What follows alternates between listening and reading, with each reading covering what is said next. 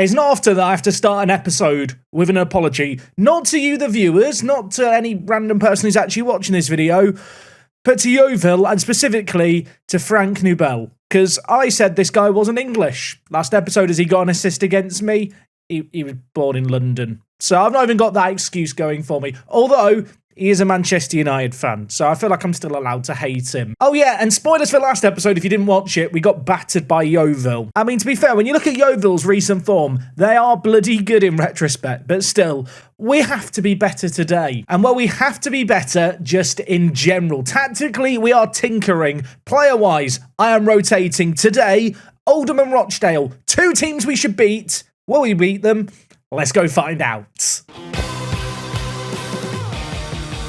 Yes, folks, how is it going? And a warm welcome back to Park to Prem. Today is episode number 3. Callum Hume is still absolutely massive. Sammy Robinson is still getting all the assists. And Kouamina, who I still don't really rate all that highly, has now got caps for the Trinidad and Tobago national team. Now, at the end of last episode, I realised I was playing the team who were bottom in Boston United. They hadn't won a game in the league, and I decided to rotate things a little bit in this game. Gave Overton the nod up top. And initially, it went quite well. That was until Boston scored right before halftime. Woods, absolute banger. 1-1 at the break against a team who are bottom of the league is not exactly a good situation to be in. Also, while we're here, can we discuss Boston United's stadium? There is literally no stand at this end, which I believe is the case in real life. Anyway, like I said, they were bottom. Should have been beating them comfortably. At 2-1 up, I was feeling good. Of course, I did have a few defenders away on international duty, like Kouamina, so we were looking not so good at the back, and they went and grabbed another goal. They made it 2-2. I did start to panic. There was one man who I can rely on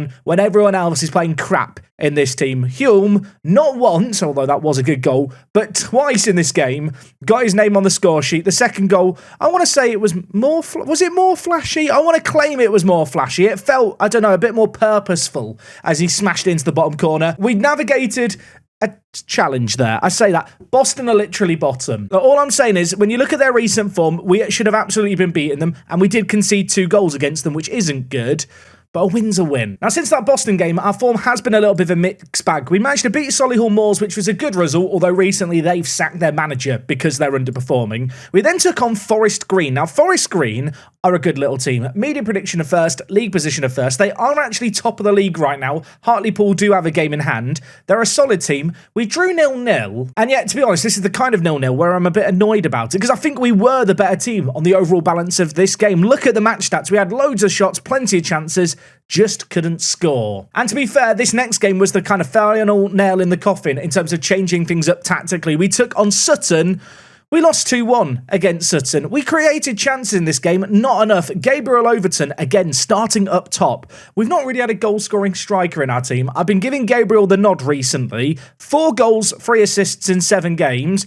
On paper, he's not even in our top 3 strikers. On the pitch, he's the one person delivering. And you will also note here on the recent form screen, I have changed the formation for the last few games, and, well, things have been a little bit better. We have, at the very least, started to score goals. This was the system I had been using. You're going to be shocked at how remarkably changed it is. There you go. We're now playing with 2 strikers, 1 centre attacking mid, and this was really born out of one major thing, and that was analytics. I looked at our strikers, players like Joe here, who has 9 jumping reach and 8 heading, and I'll be honest, we're playing with a lone striker who's just been getting bullied so far to start the year. If we look at things here, almost 12 headers attempted per game. He's winning 2 per game. So we're just losing the ball in the air whenever it goes towards McGinn up top. And it was a very similar story with Overton here. You can see he doesn't even win 1.5 headers per game. From a statistical point of view, with the exception of his aerial ability, he's been very good. Progressive passes have been better when it comes to Overton. For McGlynn, the progressive passes just hadn't really been there. Less than 1 progressive forward pass a game.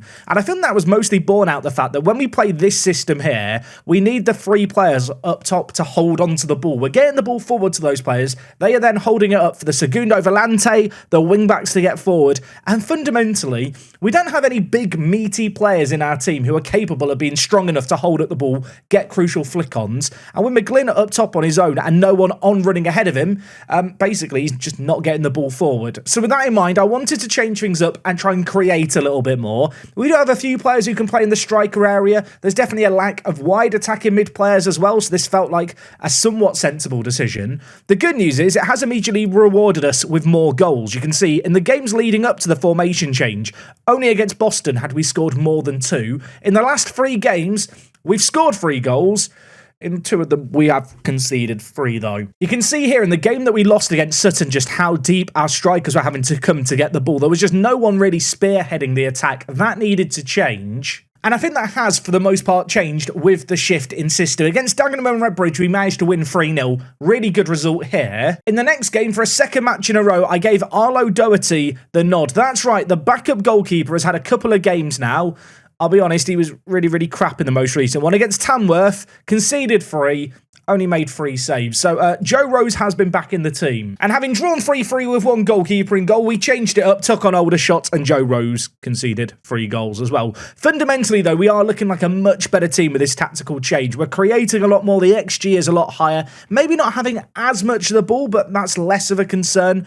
Ultimately, we've not really had a goal scorer in form, and part of me wanted to blame that on them just all being bad. I think actually maybe it's just a case of the mould of striker that we've got with players like Overton, who has no aerial ability, with McGlynn, who's not the best in the air, even with players like Pharrell Williams. None of them are good enough to hold up the play on their own. We need to play to our strikers' strengths. Anyway, our form really has been a mixed bag. Here is the latest league table. We currently occupy the bottom spot in the playoffs. That said, Eastleigh have played 2 games fewer than us and are 4 points behind. So very, very wary of them. In terms of the good news here, you can see here, Callum Hulme is right up there with player of the matches, average ratings, and he's also the joint top goal scorer at the moment. Admittedly, 3 of his goals have been penalties, but still, 6 from open play isn't bad. Anyway, in our opening game today, we're at home against Oldham. We've not lost in our last 3. We've only won 1 of the last 3. You know what? If we claim we're on a good unbeaten run, that sounds much more impressive. Oldham's pre-season prediction was 2nd. They are a team massively underperforming, but crucially for them, James Norwood, who is their main striker and a very good striker at that, you can see here is injured for the next 3 to 5 months. So they are without one of their most, spectacular strikers. They are not a team currently in contention towards the top down in 13th. We should be beating them. Now, another area of the pitch that's been a little bit of a concern this year has been left back. Last episode, you might remember, we had some injuries there. Jake Leake also got injured at wing back. Yeah, he pulled a lower back muscle 8 days ago and he got injured against Boston just before that. So 2 injuries in the month. Eden Page, who of course got that long-term injury, still is not fit. He is not ready yet to be selected. His stamina, by the way, has absolutely fallen off a cliff. This guy was on a great run for us. He then got injured, sprained knee ligaments back at the start of September. With both our left backs out, and it pains me to say this, I've had to play Oscar Goburn at left back, which, let's be honest, less than ideal. And Chris Oger has also had to play left back. This man has 16 jumping reach. He has no real ability as a wing back, but he's actually played quite well when we've called upon him, to the point where, although I am going to play Goburn at left back today, Oger is going to play in the middle because Kwamina, who's been away on international duty, and according to our staff, is absolutely amazing. I mean, let's be honest, he has been crap. He's just not performed at the back. The rest of the team is fairly standard. McGlynn, of course, starting up top alongside Overton, who's been our in-form striker, kind of. The 18-year-old was nowhere near contention for a first-team spot. Desperation forced me to call upon him. I'm just going to keep using him until he stops scoring. It does mean that on the bench, Jarrell Sellers will be lurking away there. Would be interested to try him a bit more at striker and see what he can do. If we're struggling for goals, he might be the man that we bring on to change things. I am enjoying mixing things up tactically and having to try something a little bit different with this 3 at the back. It's fun to adapt the plan. It's fun to change the plan. It's not fun to see our players heading over. Also, if you're wondering where our big weapon is in Bailey Spencer-Adams, he's currently having a rest. Yeah, he's been on international duty with Guyana. He came back tired. I absolutely love this man, but if he needs a rest, I can't afford for him to get injured. 23 minutes into this game, it's been a cagey affair early on, not a flurry of chances yet. Perhaps that can change here. Oldham looking to work the ball from one side of the pitch to the other. Khan is on the far side for them, bringing it forward, looking for options in the middle. He finds one in Stretton, but that is a big block at the back. And we live to fight another day. Still a corner, though, to deal with. It's going to be Conlon over it. Corners, I'll be honest, we've conceded so many corners this season to the point where it's actually pretty frustrating. The fact that we've just conceded another scares me. Khan over this one for Oldham. There are so many players in the middle at the back post to aim for. Rose, though, plucks it out the air. Just decided to check to make sure I'm not exaggerating. We've conceded 7 corners from 17 games. Almost a third of the goals we concede are from corners, and that is not good. I'm trying to find a silver lining halfway into this game. We've not conceded, and they've only had a handful of shots. We've had a lot of the ball as well, 68% of it. Going to look to just change the mentality of the squad, I think, to attacking here. I feel like when you have the mentality on positive, especially with the amount of players we have kind of sat back given our shape, very often players just don't want to overcommit forward. They're way more kind of inclined to try and keep hold of the ball. And well, maybe I shouldn't have changed it. It's Ogre as well, isn't it? He needs to go back to his swamp. I've just talked about the fact he's been a surprise package. I bring him into the team here. He takes a free kick. It's not won. And because he starts so far back, he's playing half their team onside. Stretton through the middle, slots it away. And not good. I mean, the original point I was going to make is that basically positive mentality means that players are going to look to retain possession rather than take risky moves to get the ball up the pitch and perhaps overcommit themselves positionally. I feel like we need to do a little bit more of that. Having 60+% of the ball is nice. We need to get the ball into attacking areas and create more. Perhaps we can do that here as Johnson, our right centre-back, drifts into a wide area, gives it inside to Robinson. He floats in. McGlynn is there, and McGlynn finds the back of the net. A response immediately before the break is massive. Really nice build-up play, of course. We do have the instruction on our wider centre-backs on the left and right-hand side of dribble more. You see that with Johnson there, just willing to wander that little further forward. McGlynn, whose goal-scoring hasn't been the best this year, with a really nice finish there. Okay, half-time in this game, 1-1. I feel like the XG story really tells you the story. Not a lot happening in this game, only a handful of chances either way. Both teams just taking the one. I'm going to tell the players at half-time here, I'm not happy. Truthfully, this really isn't that bad a result against a team predicted to finish as high as Oldham. I do feel like they've just been criminally underperforming. Goburn is struggling at left-back. The issue is I literally don't have another left-back to bring in. Unless I want to play Ogre at left-back and then put Kwamina at centre-back. And based on Kwamina's performances at centre-back, I don't think I want to do that. If we could concede less than 3 goals today, that would be fam-dabby-dozy. If I want to try and find a positive, we have managed to score a goal, but ultimately, without defensive, is Goburn been sent off? Should I have subbed off Goburn?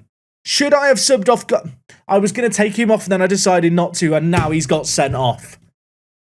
I'm so upset. Okay, well, Kwamina, I always wanted to bring you on. I'm going to play Ogre at left, but wing back. I know he can't play there, but when I've played him there, he's done okay, so I guess it's fine. Kwamina's going to play at, well, ball-playing defender. You may have noted as well, I have ended up changing the Segundo Volante to a defensive midfielder with this shift in shape, just to give us a bit more solidity at the back. Given the fact now that we have this big space in front that it can't really be left so open, just going to change Chambers here to a defensive mid on support. You know, things are getting desperate because I'm now lying to players and doing team talks before I make subs. If you're watching at home, do you make changes and then give your players team talks before you sub them on? I feel like most people don't. Maybe I should do it more often, especially if now Kwamina goes on to have a man of the match display. Ogre, McGlynn. We're down a man. We have no plan, but we do have the ball in hand. Chambers going for a wander. Now that I've changed him to that support mentality, he will look to get forward that little bit more. Johnson at wide centre-back gives it inside to Robinson. Chambers whips it. I think that was a cross that's nearly gone in. He's going to claim his shot. I don't think he meant it. I'm going to encourage the players here. Not before another highlight begins. You know what? We're actually creating stuff suddenly. We actually look good. Maybe we should play with one less player all the time. As Ogre very nearly heads the ball in. Kwamina at left centre-back plays it wide to Ogre, who is now on a booking himself. Let's hope the left-back position just isn't jinxed in our team, and whoever plays left wing-back gets sent off. I said that as he started to get close to the player for Oldham, then I started to panic. Charsley through the middle. Options inside. Could he pick one out? Dolan. There's so much space at the edge of the box. The shot goes wide. That was not comfy. 12 minutes remain. This has not been comfortable. If we could get away with a point here, I'd be very happy. Part of me wants to try and shut things down and go more defensive. But to be honest, since we've gone down a man, we're playing some really nice football. McGlynn, I don't know why he's not past that there. I'm annoyed with him. I feel like so many highlights have started with throw-ins in this corner for us on the right-hand side. Robinson, I mean, no one is showing him any respect. He's going on a wander. He plays it to Overton, who's a pacey little player. The young striker. He's made a big burst onto the scene, I feel like, lately. Could he now do it in a live commentary? He's cutting inside.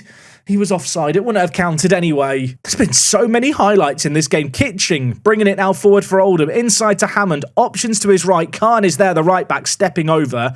Options potentially in the middle. There's lots of space at the edge of the box. We've got so many men crowding out the area. Want to limit them to long shots if we can. Okay, you know what? I think Rose had that one covered. Maybe. 5 minutes of added time. Can we hold on here? There's 2 minutes. Why did I pose the question, Quamina? I mean, if we score now, absolute limbs. Hume back to Williams at centre-back for us. Now Chambers with it, back to Johnson. Ball played wide towards Robinson. Can he win the ball in the air? He can't. Conlon now winning it for them. Ball launched forward. Quamina misses his header. That's why I didn't start him. Rose has kind of bailed us out there. And just stop the count. End it there. That is the least comfortable 1-1 ever. I'm going to take it. It's another left-back issue, though. Goburn is an idiot. I'm proud of you all. You know what? We ground a result out there. That was one of those ones where you really have to just work hard, do the basics well, especially after the sending off. We've managed to get a point, albeit I've just realised Oldham literally didn't have a manager for that game. They've got an interim caretaker manager in charge. That makes me feel like we should have beaten them. Although maybe new manager bounce? Maybe? You know what? Against a team with a lot of quality, we've avoided defeat. The bad news for us is we've not got much rest time until the next game against Rochdale. They are in 19th. They are not a good team by comparison to Oldham. We should be beating them. Will we beat them? Let's go find out. I feel like when you look at the league table in the top right here, things aren't really as bad as they feel like they are. We've got 9 wins in 18. We're just drawing a few too many. Our goal difference isn't disastrous. And we've got a game in hand on York. I'm going to play into the fact that we could still win the league. Being realistic for a moment, it does feel like the playoffs is kind of the aim at this point. Given where Rochdale are, 3 points above the drop.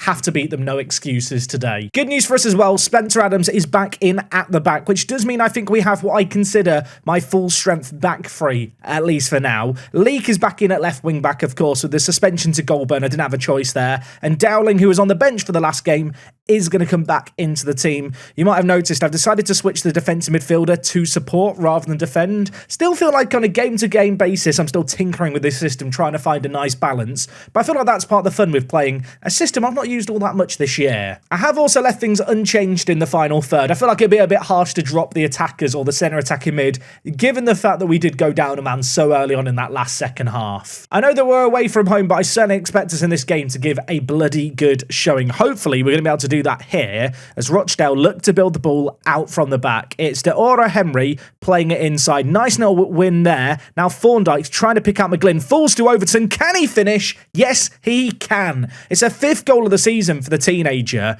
a player who was in the under-21s when I first came into the team. He's far down the pecking order. I gave him one game against Boston. He scored. I gave him another game. He scored. Now we find him on the scoreline yet again. He has been very, very good here. McGlynn, I don't know if he'll be given the assist for that. Half a tackle by the pressing forward, but it doesn't matter. The ball's in the back of the net inside 10 minutes. I can confirm that somehow Thorndyke was given the assist there as the centre attacking mid. You guys can figure that one out. I don't understand Football Manager, apparently. Anyway, there's another highlight almost immediately here. 21 minutes in, we have the ball here. We're knocking it around at the back, trying to bait Rochdale into pressing us and opening some space in behind. Overton's pace is actually scary for at this level. If I just mouse over him here, 15 acceleration, 15 pace. Like, we can use that. If teams want to play a high line, I do feel like that is something we can look to punish. That said, Rochdale, I've got so many players in the middle here. It's whipped in. It's flicked away as far as Gilmore. Dowling now picks it up. And now they've committed men forward. Now is our chance to try and spring the trap. Overton running with the ball. Look at that. Look at the acceleration. Look at the pace. To the byline. Options in the middle. Floats it. McGlynn is under it. Can't get there. Falls to Leek. What is that? What? Sorry, what? I mean, let's be honest. The left-back area of the pitch has been a problem this year. Injuries, suspensions, not knowing who our best player is. I did not know that Leek had this in his locker. That's actually outrageous. I don't even know what to say. It's a goal of the series contender in episode 3. 10 minutes left of this first half. They're yet to have a shot on target. We're creating a ton, and just as I want to be like, things are going well, McGlynn gets injured. What kind of injury? Lower leg. Let's hope it's a gashed or shin or something. Sellers is going to come into the team. I want to see Sellers getting the score sheet. He's not going to manage it before half-time, but he will get a chance in the second half to make it happen. Might live to regret it. I'm going to praise the players half-time. I don't feel like we need to overcomplicate things. Not having as much of the ball in this game, which is a tad bit concerning, but you know what? As the away team, perhaps that's to be expected, and when we do have the ball, we are making stuff happen. This is quite nice build-up play. This looks like we know what we're doing. Robinson, could he get to the byline and put a ball of quality in? He drills it in. Overton's shot, denied by the keeper. Half an hour left of this game. Hulme is really struggling for fitness, so I'm going to take him off and bring in Josh Chambers. Is he a good regista? I mean, to be fair, most attributes are over 10, which at this level is fine. Leak at left back, the goal scorer, giving it to Sellers, who's come back into the team with that injury to McGlynn. I hope that's not going to be anything too serious. Well, maybe a chance for Sellers to prove his worth, because if I am playing the two-striker system and we get one injury, when I kind of built the squad, I didn't really plan around having two strikers on the pitch, and whilst we can afford to do it, Sellers is probably the man I would look to try and provide us goals that we need. So if he could get one here, that would be nice. Robinson back post, Thorndike's there.